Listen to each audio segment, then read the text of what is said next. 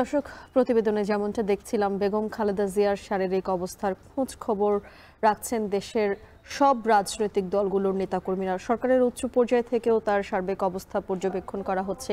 সেই সঙ্গে সারা দেশের মানুষ কিন্তু তার স্বাস্থ্যের খবর রাখছেন এবং উদ্বিগ্ন তার জন্য। সবশেষ খবর জানতে আমরা আমাদের সহকর্মী গালিব ইবনে রিয়াজের সঙ্গে যুক্ত হব। রিয়াজ, আপনি তো আছেন এভার কেয়ার হাসপাতালে। আপনার কাছে জানতে চাই, খালেদা জিয়ার শারীরিক অবস্থার সবশেষ কি তথ্য পেয়েছেন আপনি? চিকিৎসকরা আলাদা করে বিশেষভাবে কিছু বলেছেন কিনা, কিংবা দল থেকেও কিছু জানানো হয়েছে কিনা, একটু জানাবেন।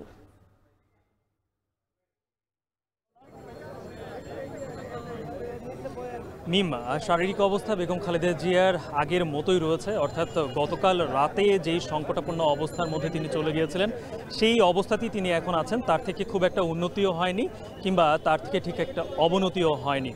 কিন্তু কোনো চিকিৎসকদের সাথে এখন পর্যন্ত আমাদের কথা হয়নি, কোনো চিকিৎসককে এসে কথা বলেননি।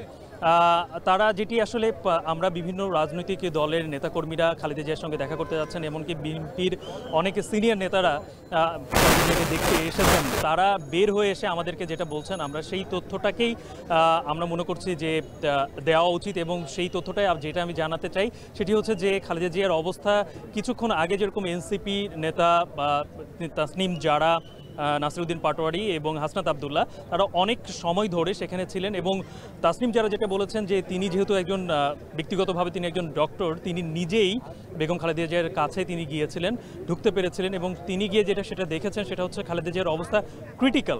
অর্থাৎ এই জায়গা থেকে একজন রোগীর যে কোনো কিছু হতে পারে, তবে তিনি স্টেবল রয়েছেন, অর্থাৎ স্থিতিশীল অবস্থায় রয়েছেন। এবং তবে একটা আশার কথা হচ্ছে যে ডক্টররা তাকে যখন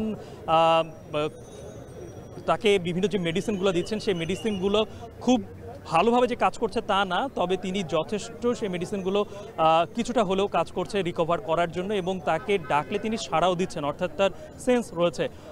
গতকালকের থেকে আজকের পরিস্থিতি আসলে এতটুকুই যে এখান থেকে যে কোনো কিছু ঘটতে পারে। আর সবথেকে যে বড় যে বিষয়টা সেটা হচ্ছে যে তার যেই সংক্রমণ সেটি হচ্ছে ফুসফুসে এবং হৃদযন্ত্রে, এছাড়াও তার যে বাকি রোগগুলো এর আগে থেকেই রয়েছে, যেরকম আর্থারাইটিস রয়েছে এবং একই সাথে তার কিডনির সমস্যা রয়েছে, ডায়াবেটিক্সের সমস্যা রয়েছে, সেই অসুবিধা সেই রোগগুলোরও কিন্তু মেডিসিন তার একসাথেই চলছে। অর্থাৎ নতুন সংক্রমণ এবং আগের মেডিসিন এই সব কিছু মিলিয়ে আসলে তিনি কতটুকু এই মেডগুলো তিনি নিজে নিতে পারবেন এটি আসলে দেখার বিষয়। তবে আশার কথা সেটাই হচ্ছে যে তিনি এখন পর্যন্ত তার সেন্স রয়েছে। এখন আমরা এভার কেয়ারের সামনে যে বিষয়টি দেখতে পাচ্ছি যে প্রচুর পরিমাণে কিন্তু নেতাকর্মী এখানে উপস্থিত হয়েছেন, যদিও দলীয়ভাবে নির্দেশনা দেওয়া হয়েছিল গতকালকেই যে এখানে যেন নেতাকর্মীরা তেমন একটা ভিড় না জমায়, কিন্তু এখানে অনেক নেতাকর্মী বেগম খালেদা জিয়াকে তাদের ভালোবাসার বহিঃপ্রকাশ ঘটানোর জন্য, দেখানোর জন্য তারা এখানে উপস্থিত হয়েছেন, তার খোঁজ খবর নেওয়ার জন্য তারা উপস্থিত হয়েছেন। এবং একই সাথে যারা সরকারের ঊর্ধ্বতন যে কর্মকর্তা রয়েছেন, বিশেষ করে কিছুক্ষণ আগে স্বরাষ্ট্র উপদেষ্টা তিনি নিজে এভার কেয়ারে এসেছিলেন, যদিও সংবাদ মাধ্যমের সাথে কথা বলেননি।